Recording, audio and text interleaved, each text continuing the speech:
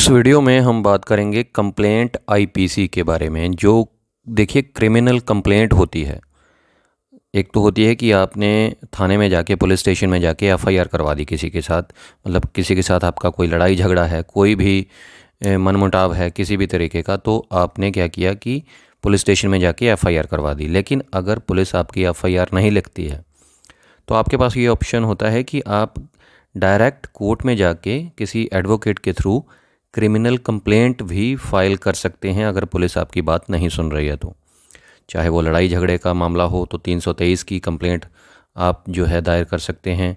अगर आप पर किसी ने जानलेवा हमला किया है तो आप तो 307 की जो क्रिमिनल कंप्लेंट है वो फाइल कर सकते हैं। उसके बाद कोर्ट ने देखना होता है कि आपके केस में दम कितना है, आपका एविडेंस होता है, और उसके बाद दूसरी पार्टी को जिसके खिलाफ आपने केस लगाया उनको सम्मन नोटिस किया जाता है। इसका प्रोसेस कैसे होता है, क्रिमिनल कंप्लेंट जो होती है वो कोर्ट के अंदर कैसे चलती है, जो कॉमी होती है आईपीसी की जो कंप्लेंट होती है। देखिए, सबसे पहले आपने क्या करना होता है कि केस फाइल करना होता है किसी भी एडवोकेट के थ्रू। तो उसके बाद कोर्ट में जाती है आपकी फ़ाइल, वहाँ पर प्रीलिमिनरी एविडेंस होता है। प्रीलिमिनरी एविडेंस होता क्या है? प्रीलिमिनरी एविडेंस होता है कि जो पहली स्टेज का एविडेंस होता है, जिसने केस लगाया है उसको अपने विटनेसेस को बुलाना पड़ता है कोर्ट में और उनकी गवाही करवानी पड़ती है।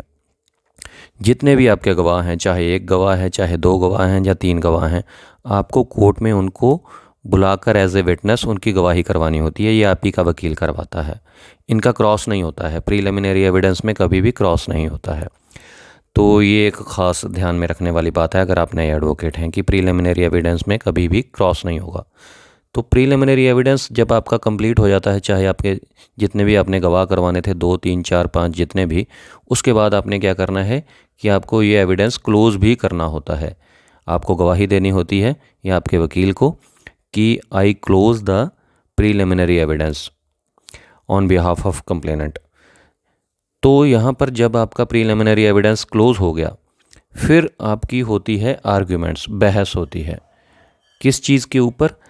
प्रीलिमिनरी जो आपने एविडेंस करवाया है उसके ऊपर आप कोर्ट में ये रिक्वेस्ट करते हैं, आग्रह करते हैं बहस के दौरान, आपका जो वकील है, कि जो मैंने केस लगाया है वो बिल्कुल सही है और जो मैंने एविडेंस करवाए हैं उनके बेस पर जो सामने वाली पार्टी है जिसके खिलाफ केस लगाया गया है उनको नोटिस किया जाए, उनको सम्मन किया जाए। तो ये कोर्ट पे डिपेंड करता है, आपके केस पे डिपेंड करता है कि सामने वाली पार्टी को नोटिस करना है या नहीं करना है। तो उसके बाद कई बार क्या होता है कि केस डिसमिस भी हो जाता है। मतलब अगर कोर्ट को लगता है, जैसा आपको लगता है कि सामने वाली पार्टी को नोटिस करने की कोई ज़रूरत नहीं है, आपके केस में दम नहीं है, तो कोर्ट जो है आपका केस डिसमिस भी कर देती है, वहीं पर ख़त्म कर देती है प्रीलिमिनरी एविडेंस होने के बाद आर्गुमेंट पे। मतलब सामने वाली पार्टी को नोटिस नहीं किया जाता। मतलब जब कोर्ट को लगता है कि आपके केस में दम नहीं है तो आपका केस ख़त्म हो जाता है, डिसमिस हो जाता है। लेकिन कई बार क्या होता है कि आपके केस में अगर कोर्ट को लगता है कि वाकई आपके साथ जो है कोई ना कोई इलीगल एक्टिविटी हुई और सामने वाली पार्टी इसके लिए ज़िम्मेदार है, तो उसको नोटिस किया जाना चाहिए, तो नोटिस भी हो जाता है, सम्मन हो जाता है। तो मतलब समनिंग हो जाती है। अब जब समनिंग हो जाती है सामने वाली पार्टी को, तो उसके बाद की प्रोसेस क्या होती है वो भी मैं आपको बताता हूँ। देखिए, उसके बाद क्या होता है, देखिए एक बार आपकी कंप्लेंट के अंदर समनिंग हो गई, तो समनिंग होने के बाद जो दूसरी पार्टी है, जो अक्यूज़ होते हैं, चाहे वो 1 है, 2 है, 4 है, 5 है, कितने भी हैं, आप जिसने कंप्लेंट लगाई है आप कंप्लेनेंट कहलाएंगे, जिसके खिलाफ आपने केस लगाया है वो एक्यूज़ कहलाएंगे। अब उसके बाद जब वो कोर्ट में पेश होंगे, जब उनको नोटिस किया जाएगा, तो उनको अपनी बेल करवानी पड़ेगी, ज़मानत करवानी पड़ेगी, बाकायदा उनको श्योरिटी बॉन्ड्स देने पड़ेंगे। श्योरिटी बॉन्ड्स जब वो दे देते हैं, उसके बाद क्या होगा कि आपको अपना प्री चार्ज एविडेंस करवाना होगा। अब कंप्लेंट के अंदर अगर आप नए एडवोकेट हैं तो नए एडवोकेट्स को कई बार कन्फ्यूज़न हो जाती है, क्योंकि कंप्लेंट जो होती है, क्रिमिनल कंप्लेंट की बात कर रहा हूँ मैं, जो कंप्लेंट आईपीसी होती है उसमें 3 बार एविडेंस होता है। सबसे पहले मैंने बात की थी प्रीलिमिनरी एविडेंस की। प्रीलिमिनरी एविडेंस सिर्फ और सिर्फ कंप्लेनेंट का होता है, उसमें क्रॉस नहीं होता है। उसके बाद जब नोटिस हो जाता है अक्यूज़ पार्टी को, उसके बाद फिर प्री चार्ज एविडेंस होता है। मतलब चार्ज अभी लगा नहीं है, सिर्फ नोटिस हुआ है दूसरी पार्टी को, तो प्री चार्ज मतलब चार्ज लगने से पहले एक एविडेंस करवाना पड़ता है। अब जो प्री चार्ज एविडेंस है उसमें कंप्लेनेंट के विटनेसेस आएंगे, उनको बाकायदा क्रॉस भी किया जाएगा। किसके द्वारा? अक्यूज़ के द्वारा, अक्यूज़ के वकील के द्वारा। तो प्रीलिमिनरी एविडेंस में कभी भी क्रॉस नहीं होता, लेकिन प्री चार्ज एविडेंस में क्रॉस होगा। तो यहाँ पर प्री चार्ज एविडेंस होगा, उनका फिर क्रॉस किया जाएगा अक्यूज़ के वकील के द्वारा। उसके बाद क्या होगा कि आपका जो प्री चार्ज एविडेंस है वो आपको क्लोज़ करना पड़ेगा, जैसे आपने प्रीलिमिनरी एविडेंस क्लोज़ किया था उसी तरीके से। फिर जो कोर्ट है वो फाइल को कौन सी प्रोसीडिंग पे रख देगी? चार्ज पे, कि आर्गुमेंट्स ऑन चार्ज।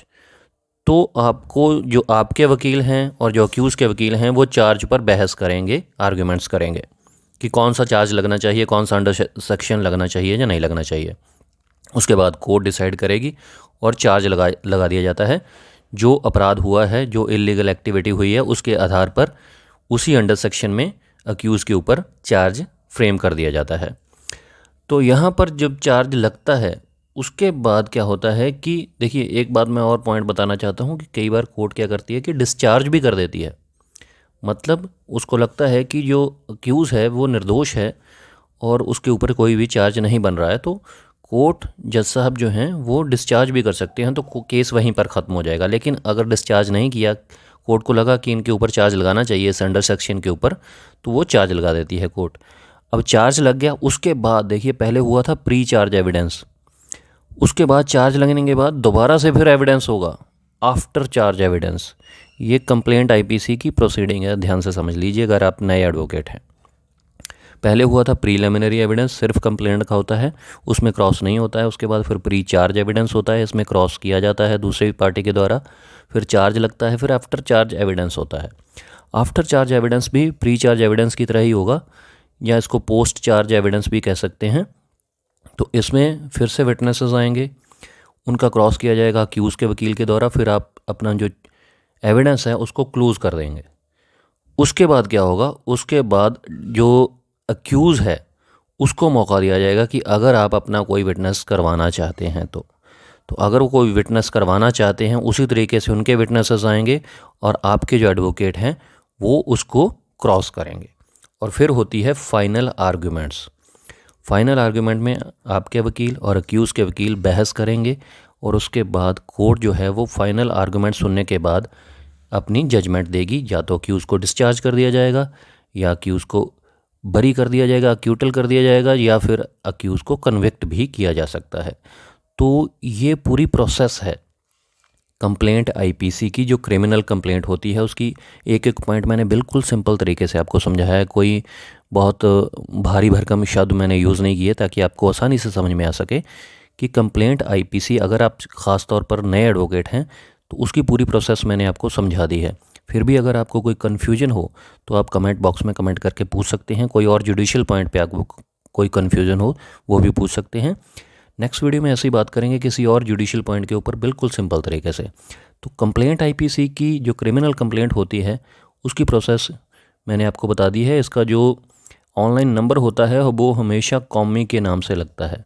जब आप ऑनलाइन कोई स्टेटस चेक करते हैं ना किसी क्रिमिनल कंप्लेंट का, तो वो कॉमी के नाम से बोलता है। ये होती है क्रिमिनल कंप्लेंट आईपीसी।